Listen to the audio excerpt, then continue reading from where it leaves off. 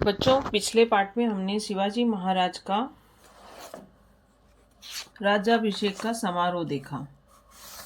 अब किसी राजा का राज्याभिषेक हो जाता है बच्चों, तो उतने से कार्य समाप्त नहीं हो जाता।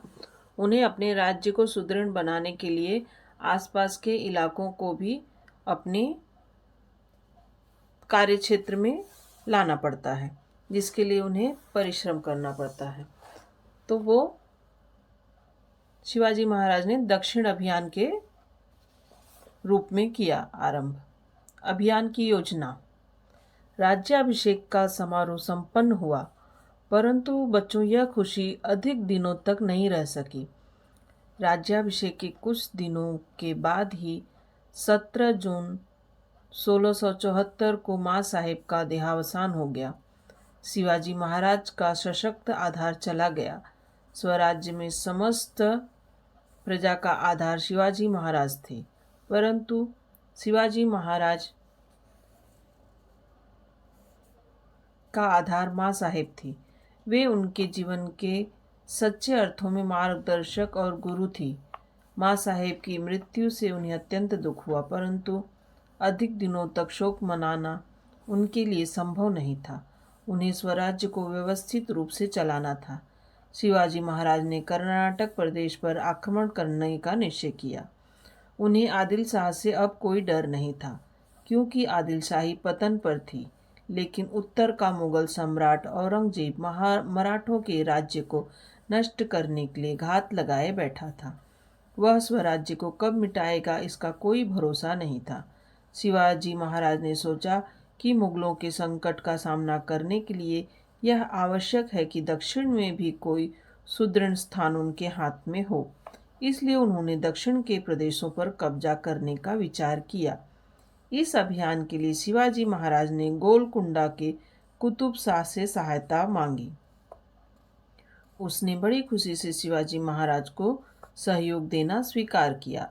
दक्षिण अभियान के पीछे शिवाजी महाराज का एक और उद्देश्य था। उनका सौतेला भाई व्यंकोजी राजे दक्षिण में तंजौर की जागीर संभाले हुए था। व्यंकोजी राजे के पास पिताजी के कर्नाटक की जागीर होते हुए भी व्यंकोजी राजे ने उसका कोई भी हिस्सा शिवाजी महाराज को नहीं दिया।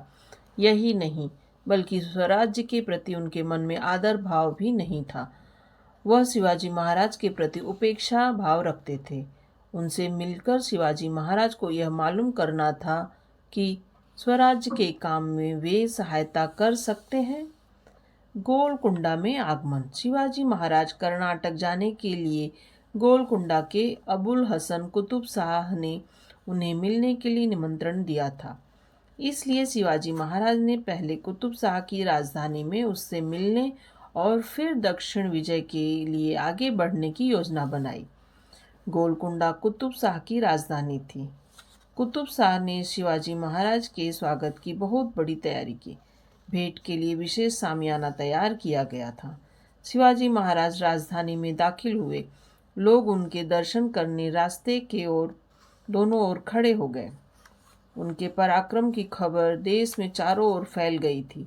अफजल खान का वध, शाइस्ता खान की दुर्दशा और आगरे से निकल कर जाना आदि रोमांचकारी प्रसंग के समाचार देश भर में फैल चुके थे।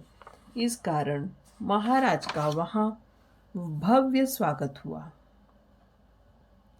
बच्चों, ये जो तस्वीर आपके सामने है, ये शिवाजी महाराज की गोलकुंडा की ऐतिहासिक भेंट की तस्वीर है। घर घर से लोग शिवाजी महाराज पर फूलों की वर्षा कर रहे थे।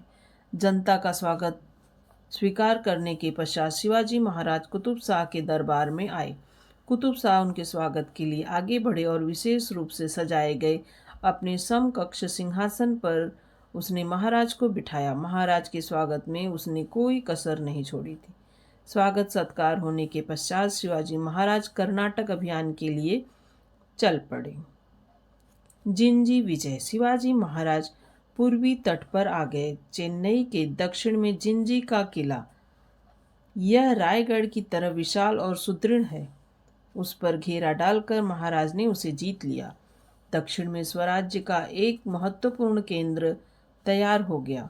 फिर शिवाजी महाराज ने वेल्लोर के किले पर घेरा डाला। कई महीनों तक घेरा डालने पर भी किला कब्जे में नहीं आ रहा था। तब वेल्लोर की पहाड़ी से शिवाजी महाराज ने किले पर तोपों की वर्षा की और किला जीत लिया। उन्होंने कर्नाटक में 20 लाख की आय वाला प्रदेश और छोटे बड़े ऐसे अनगिनत किले जीत लिए थे।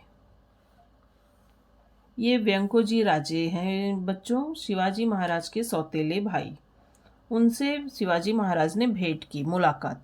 महाराज ने अपने सौतेले भाई व्यंकोजी राजे को मिलने के लिए बुलाया। वे अनिच्छा से आए। महाराज ने उनका उचित सम्मान किया। उन्होंने व्यंकोजी राजे को समझाने का प्रयत्न किया और उनसे स्वराज्य के कार्य में सहयोग देने के लिए आग्रह किया। कुछ दिनों तक व्यंकोजी राजे शिवाजी महाराज के साथ रहे, लेकिन एक रात महाराज से बिना कुछ कहे वह तंजौर चले गए और फिर उन्होंने शिवाजी महाराज की सेना पर आक्रमण कर दिया। शिवाजी महाराज ने उन्हें धूल चटाई। व्यंकोजी राजे हार गए। अपने भाई के व्यवहार से शिवाजी महाराज को बहुत दुख हुआ। उन्होंने व्यंकोजी राजे को समझाने के लिए कई पत्र लिखे। जिंजी के दक्षिण का कुछ प्रदेश उन्हें दिया। उनकी पत्नी दीपाबाई को भी शिवाजी महाराज ने उपहार स्वरूप कर्नाटक का कुछ प्रदेश दिया। महाराज ने व्यंकोजी राजे को पत्र में लिखा, शत्रुओं पर भरोसा न करें, स्वयं पराक्रम दिखाएं।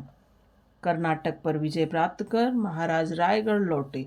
इस अभियान की थकान का वे अनुभव कर ही रहे थे कि उन्हें जंजीरा के सिद्धि के विरुद्ध नौसेना अभियान चलाना पड़ा। इस समय महाराज की आयु 50 वर्ष की थी। 30-35 वर्ष तक उन्होंने लगातार परिश्रम किए थे।